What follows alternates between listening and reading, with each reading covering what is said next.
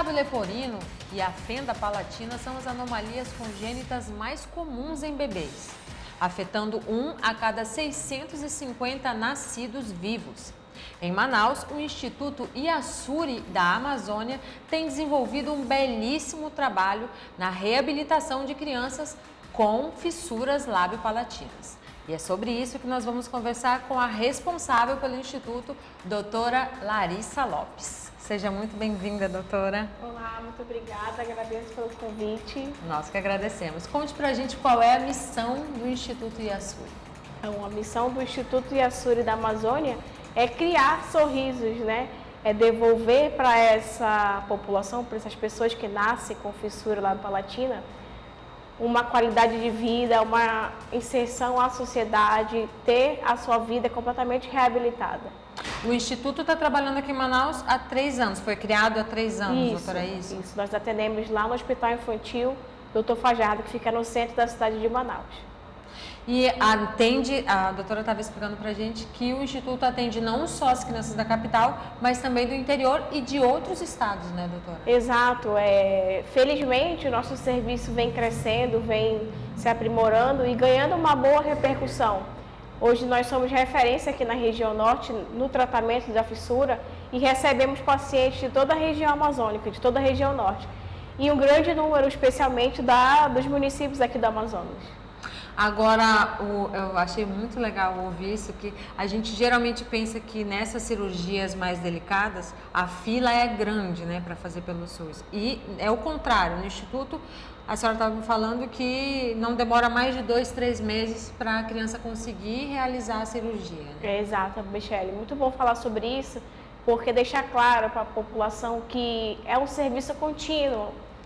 Algumas pessoas acham que esse serviço é oferecido apenas em campanhas, normalmente no mês de outubro, mas nós estamos atendendo no Hospital Fajardo a semana toda, o ano inteiro, então assim, não acumula fila, não tem fila, são feitas cirurgias semanalmente, um número bem elevado, então assim, realmente, o paciente que chega até o hospital hoje, é só o tempo dele ser, claro, se ele estiver dentro da idade, com bem de saúde no geral, é só o tempo dele fazer os exames de sangue, os exames pré-operatórios e já é agendada a cirurgia dele. Questão assim de 1 semana, 2 semanas, não tem uma longa fila de cirurgia, de espera. Uhum. Agora, doutora, para quem não conhece direito o que é a fissura lábio-palatina, que geralmente a gente confunde, né? Muita gente pensa que é a mesma coisa, o lábio leporino e a fissura palatina. Isso. A fissura lábio-palatina é popularmente conhecida como lábio leporino. É um termo popular usado para definir a fissura de lábio, por exemplo. E a fenda palatina, ela é direcionada ao paciente que nasce com o céu da boca aberta. Então, quando a gente fala fissura lábio-palatina, nós estamos falando de pacientes que nasceram com o lábio e o céu da boca aberto. Então, é um termo mais científico, mais geral, para se tratar e se referir sobre esse paciente. Então, assim, a fissura, de maneira geral e mais simples, ela é uma malformação congênita, ou seja, a pessoa já nasce com essa malformação, com essa deformidade facial. E ela é muito comum. Se você imaginar que a cada 650 pessoas que nascem, um nasce com fissura, é bastante comum. Então, assim... Mas quais são as causas, doutora? Bem, quando a gente pensa na causa da fissura, o que a gente pode falar é que são causas multifatoriais. Uhum. Por quê? São vários fatores que podem levar à presença da fissura.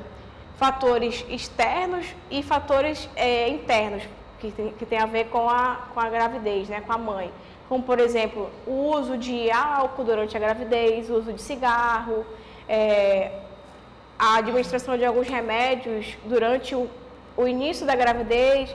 Muitas vezes a mulher nem sabe que está grávida e se expõe a alguma dessas questões que eu acabei de falar, raio-x, alguma coisa do dia a dia que parece normal e ela não sabe ainda que está grávida e o bebê pode nascer com isso. E tem também as questões de diabetes materna, questão hereditária, genética. Então, assim, você vê, por que é multifatorial? Porque são vários fatores que podem interferir na presença da fissura. Não tem uma causa específica. Quando a gente recebe esse paciente, a gente tenta descobrir qual foi a causa. Mas você vê que sempre tem associação de vários fatores ou nenhum deles. Então, assim, ainda sobre a causa, mesmo com muitas pesquisas, com muitos estudos na área da fissura, a gente não tem uma causa específica ainda. Para dizer. Doutora, também acontece muito, a gente de vez em quando ouve, né, sobre essas crendices. Já a senhora ouve alguma mãezinha falar, mas é porque quando eu estava grávida eu fiz isso, eu fiz aquilo, por isso meu filho nasceu com lábio leporino? Sim, a gente ouve de vez em quando. É bem comum, mas aqui na região amazônica em especial, as crendices e as lendas amazônicas, eles têm isso, eles trazem isso muito forte com eles, né? Então é bem comum a gente ouvir que o meu filho nasceu com fissura porque quando eu estava grávida eu coloquei uma chave no meu bolso. Meu filho nasceu com fissura porque quando eu estava grávida eu matei um bicho de casco. Então são várias histórias que a gente ouve, que a gente sabe que não é verdade, mas que no final das contas a gente acaba respeitando ali aquela crendice, aquela cultura, né, que essa pessoa traz pra gente. Doutora, sobre os protocolos cirúrgicos, tem uma idade exata, uma idade correta para a criança passar pela cirurgia?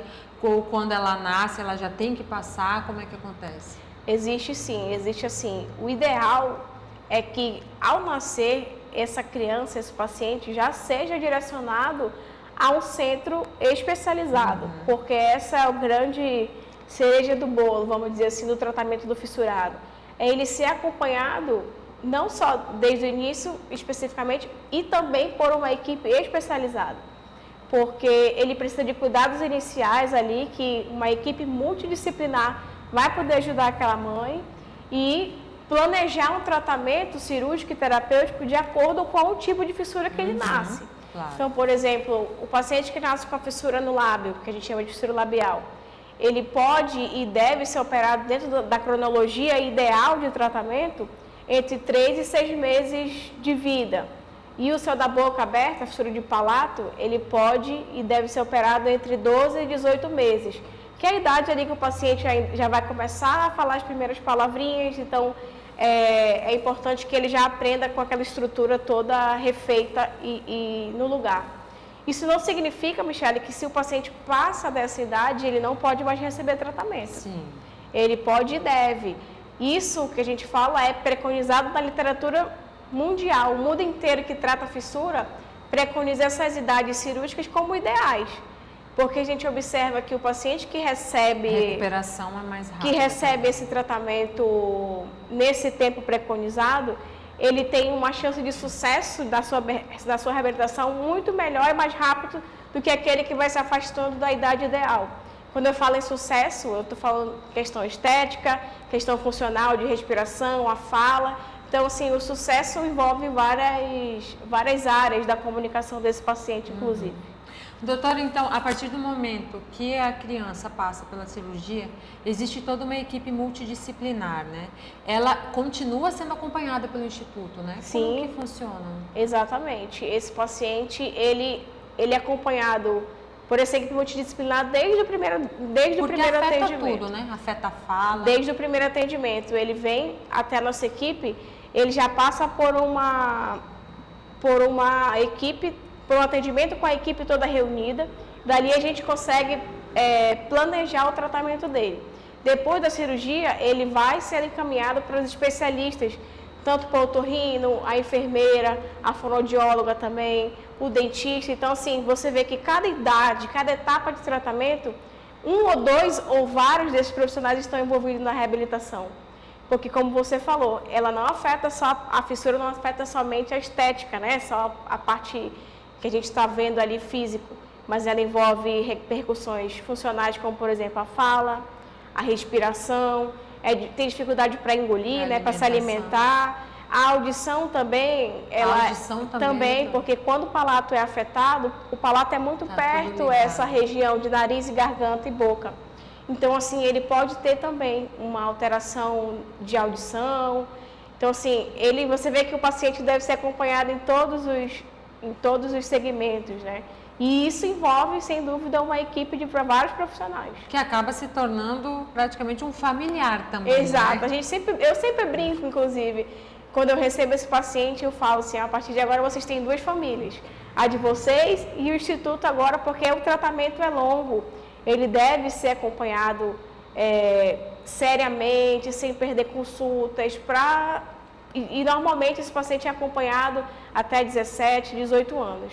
Dependendo do tipo de fissura, mas assim, pensando numa fissura mais ampla, a mais clássica, que é o lábio e o palato, esse paciente faz várias cirurgias, vários acompanhamentos, várias intervenções, e quando você vê, o paciente está com 17 anos, 18 recebendo alta. Maravilha. O Instituto atende, então, até 17 anos? Isso. Hoje nós atendemos até 17 anos. Hoje nós atendemos até 17 anos, porque nós estamos no hospital infantil, né? O Hospital Fajardo é um hospital que tem uma estrutura para receber pacientes até 17 anos. E isso não significa que a nossa equipe não atenda adulto. Isso é bom também deixar claro para a população. Que a gente tem projetos que estão em tramitação, em conversas, em tratativas com o governo e com outros parceiros para ampliar esse serviço para os adultos também. A gente sabe que tem uma demanda reprimida de adultos bem alta, bem grande. E hoje, especialistas... esses pacientes adultos, doutora, eles são atendidos aqui em Manaus mesmo ou não tem atendimento aqui para adulto? Tem que ir para fora? Infelizmente, eles estão sem tratamento aqui no Amazonas. Mas nós temos muitos adultos ainda precisando de cirurgia. Infelizmente tem um número eu não saberia falar o número exato, mas a demanda é bem alta. Esse paciente procura o Instituto com muita frequência e a gente fica nessa situação de não conseguir atendê-los porque é um hospital infantil, mas a equipe toda tem a especialização, tem capacitação para atender também adultos. Mas, como eu falei, a gente precisa de uma estrutura para atender adultos. E hoje, infelizmente, ainda não temos. Isso a gente tem um projeto, né? Temos planos que espero que muito em breve a gente consiga tirar do papel e consiga atender essa população também. Doutora, além do governo do estado, o Instituto conta com outra parceria, né? Outros parceiros. Isso. Eu estava assistindo esses dias, acho que foi ano passado, que foi ampliado o ambulatório, né, do Iaçuri, Exato. Que era dentro do hospital e agora tem uma área só do Instituto. E tem exatamente um ano essa ampliação dos ambulatórios. Isso foi uma parceria da ONG Smile Train, que é a maior ONG, é a maior instituição, ela é internacional, que cuida somente de pessoas com fissura labiopalatina. Ela tem mais de 40 parceiros no Brasil todo e no mundo inteiro.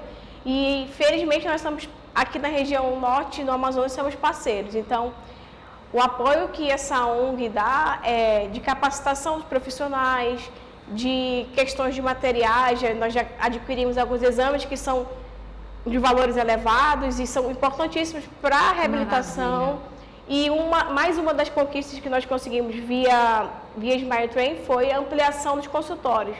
Nós tínhamos uma dificuldade de atender um número elevado de pacientes, porque dividíamos salas com outras especialidades do hospital. E aí nós fizemos esse projeto de ampliação e hoje nós contamos com 3 novos consultórios que foram 100% financiados pela Smile Train e que a gente conseguiu triplicar o nosso número de atendimento diário, porque fica ali somente para os pacientes com fissura.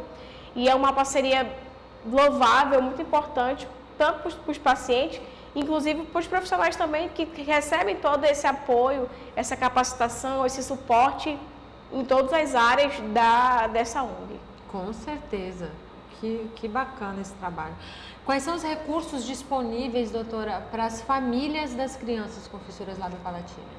Existem algumas, por exemplo, aqui no estado do Amazonas, o paciente com fissura, ele é enquadrado, na verdade, não sei nem se essa é a palavra certa, a ter todos os direitos de uma pessoa com deficiência. Existe uma lei, se eu não estou enganada, 376 de 2017.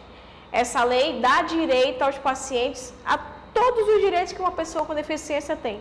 Passe livre, questões de concurso público, de tudo isso.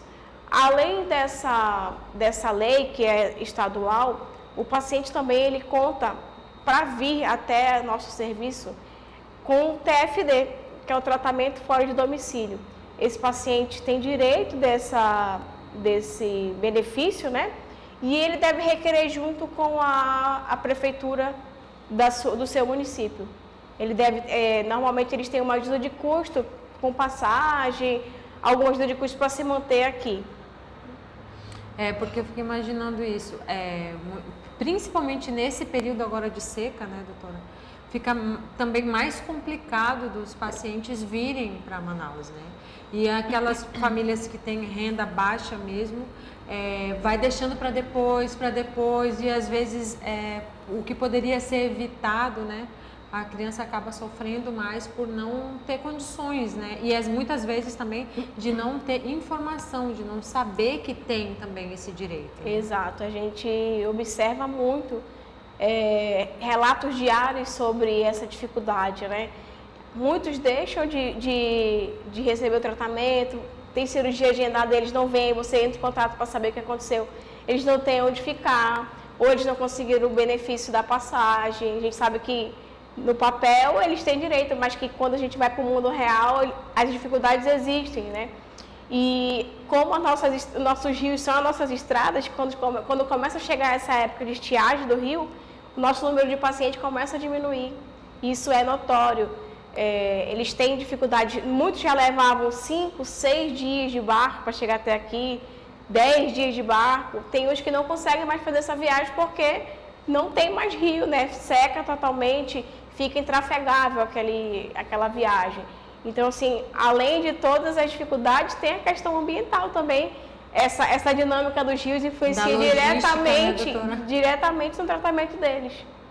Com certeza. Tem algum trabalho realizado pelo Instituto para conscientizar a população sobre essa oferta mesmo do tratamento? Porque muitas pessoas não sabem, né? A gente tem feito um trabalho de divulgação nas redes, né?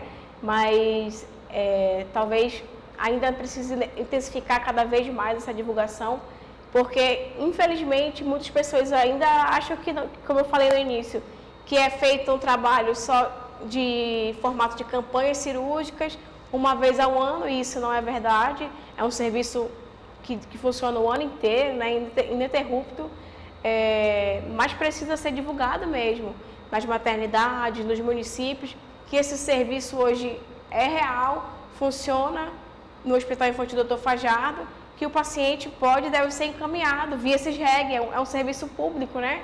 É via SUS, ele deve ser encaminhado, regulado no sistema, de lá do município dele, ele pode ter encaminhamento direto com o cirurgião plástico e já ver o dia que ele vem na sua vaga. Então, assim, talvez... Não é demorado. Não é demorado, é uma coisa assim, como tem um fluxo que anda muito bem, não é um serviço demorado, mas o serviço de divulgação em mídias, em redes sociais, a gente tem procurado intensificar cada vez mais e a gente está com uma ideia também de fazer campanhas com parceria com as universidades para chegar até as maternidades e divulgar cada vez mais o serviço, né? Com certeza. Doutora, olha, adorei a nossa conversa. Eu passo para a senhora explicar para o público, quem tiver interesse de procurar o trabalho do Instituto, saber direito como funciona, tem algum parente que quer indicar, onde deve procurar, doutora? Certo, obrigada pelo convite mais uma vez, adorei bater um papo. Falar sobre fissura labiopalatina para mim é sempre muito prazeroso, que é uma área que eu venho me dedicando a estudar e a trabalhar há mais de 10 anos e tenho conhecimento de causa familiar. Eu tenho um primo que nasceu com fissura também, então assim, eu conhece bem eu sei a realidade da família e a realidade enquanto profissional. Então, eu deixo aqui um recado, você que conhece alguém que precisa desse tratamento, algum paciente de 0 a 17 anos, a princípio, que nasceu com a fissura labiopalatina, seja ela lábio somente ou palato, a nossa equipe está à disposição no Hospital Infantil Dr. Fajardo e pode contar com o Instituto Iasuri para a reabilitação desses pacientes. Muito obrigada, doutora. Obrigada eu. Muito obrigada a você também que nos acompanhou hoje. Nós conversamos com a doutora Larissa Lopes, que é responsável pelo Instituto Iasuri. Ela é médica fonoaudióloga, pesquisadora, doutora e cofundadora do Instituto. Se você gostou desse conteúdo, curta, comente, compartilhe e se inscreva no nosso canal RT1 Play. Até a próxima!